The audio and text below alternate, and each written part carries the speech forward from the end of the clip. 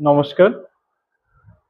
আজকে আমরা কিবোর্ড সম্বন্ধে বলবো, কারণ কিবোর্ড কম্পিউটারের মধ্যে সবচেয়ে ভাইটাল ইনপুট ডিভাইস।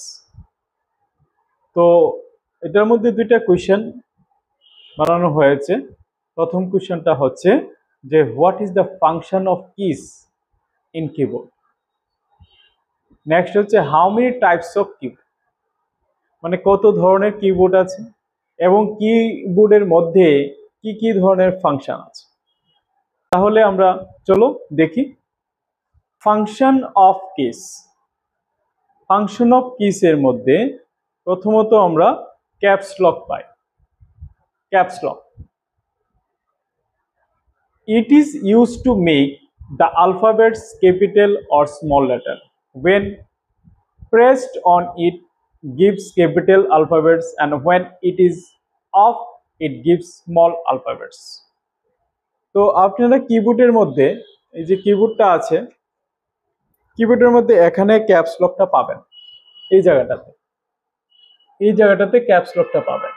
এই ক্যাপস লকটাতে যদি আপনি প্রেস করেন তাহলে এখানে একটা লাইট জ্বলবে। দেখুন লাইটটা জ্বলেছে এখানে এই জায়গাটাতে। যদি আপনি এটাতে প্রেস করেন তাহলে লাইটটা বন্ধ হয়ে যাচ্ছে, দেখতে পাচ্ছেন? প্রেস করেছি, লাইটটা জ্বলেছে। তো এটাতে মানে ক্যাপস লকটা অন হয়েছে। এবার ক্যাপস লকটা যদি বন্ধ করেন লাইটটা বন্ধ হয়ে যাবে। ক্যাপস লকটা বন্ধ করলে সবগুলি লেটার স্মল আসবে, আর ক্যাপস লকটা যদি আপনি অন রাখেন তাহলে সবগুলি লেটার ক্যাপিটাল আসবে। এইভাবে এখানে কোণার মধ্যে দেখুন আরেকটা বাটন আছে যেটা escape. It is use two cancel some programs, মানে ধরুন আপনি কোনো একটা কাজ করেছেন, এটা আপনার দরকার নেই, জাস্ট আবার প্রিভিয়াসটাতে যেতে চাইছেন, কোনো একটা ফাংশনকে ব্যাক করতে চাইছেন, এই এসকেপ বাটনে প্রেস করলে আবার পুনরায় আগের জায়গায় চলে যাবে।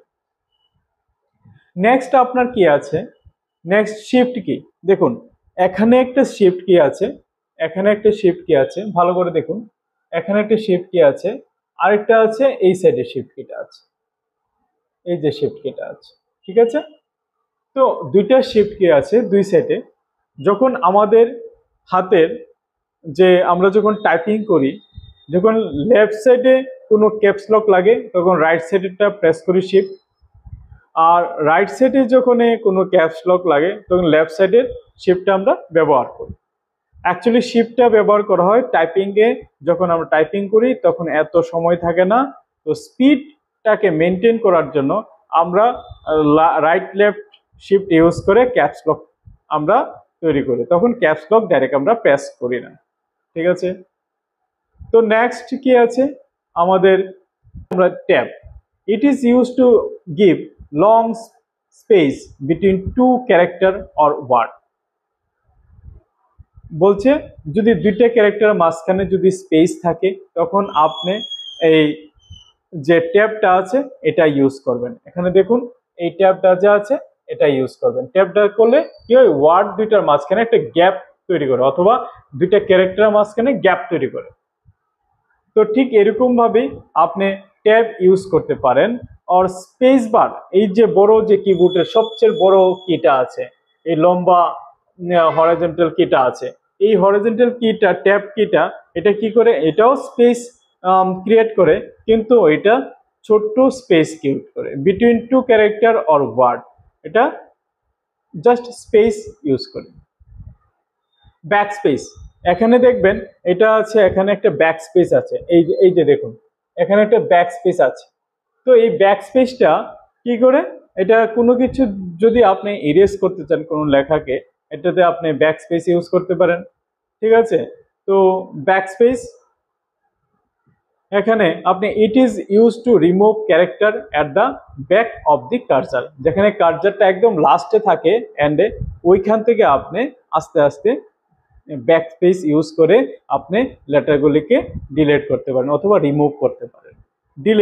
ডিলিট অপশনটা এখানে দেখবেন, এখানে ডিলিট অপশনটা আছে। তো ইট is use to remove character at the right of the cursor, মানে কার্সারটা যেখানে থাকবে তার রাইট সাইডে যে লেটারগুলি থাকবে এগুলিকে ডিলিট করে। আর ব্যাক স্পেস কি করে, যেখানে থাকে তার লেফট সাইডের কিগুলিকে রিমুভ করে। বুঝতে পেরেছেন? একটা রাইট সাইড করে ডিলিটটা আর লেফট সাইডটা লেফট সাইড করে remove.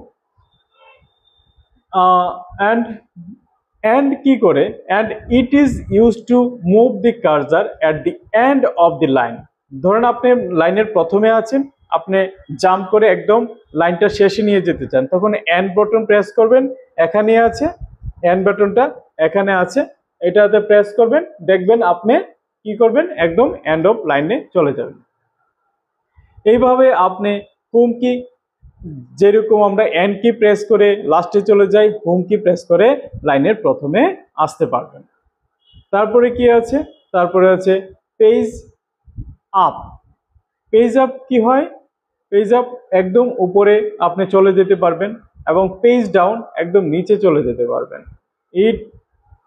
It is use to move the cursor one page down, ঠিক আছে, and it is used to move the cursor at the end of the line.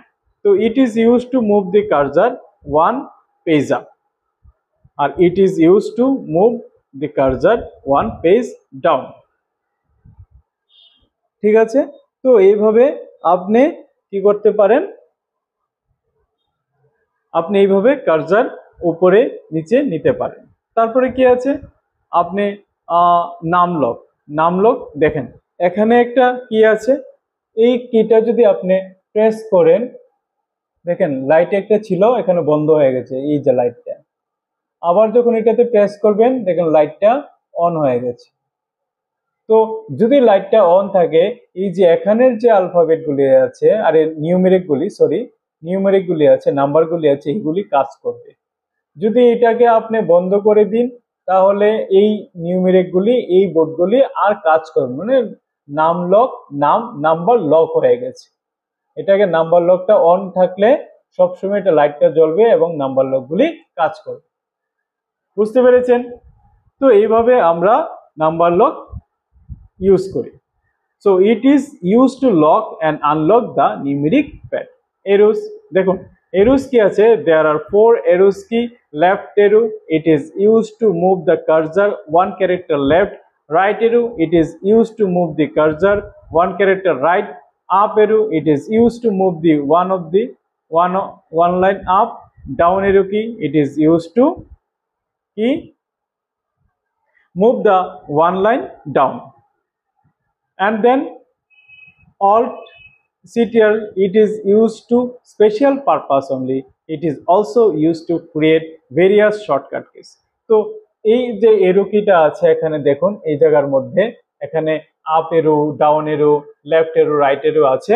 এগুলি কি করে, এগুলি আমরা মানে ডাইরেকশনে যেতে পারি, রাইট থেকে লেফটে যেতে পারি, লেফট থেকে রাইটে, আপের থেকে ডাউন, মানে ডাউন থেকে আপে, আপ থেকে ডাউনে, এইভাবে আমরা যেতে পারি।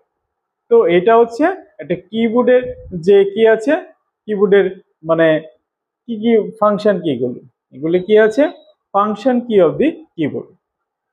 এবার আমরা নেক্সট যেটা আছে, আমরা আজকের যে কিবোর্ডের ক্লাসটা, যেটা ফাংশন কি আলোচনা করেছি, এটার পরে আমরা আলোচনা করব নেক্সট স্লাইডে বা নেক্সট ভিডিওতে আমরা আলোচনা করব how many types of keyboard, ঠিক আছে। তো বাকিগুলি what is mouse, how many types of mouse, এগুলি আমরা আলোচনা করব। আজকের ক্লাসটা এখানেই সমাপ্ত করলাম, ঠিক আছে। তো ধন্যবাদ আজকের ক্লাসের জন্য, আপনারা যুক্ত থাকার জন্য। আশা করি আপনারা উপকৃত হচ্ছেন এই ক্লাসগুলি পেয়ে। নমস্কার।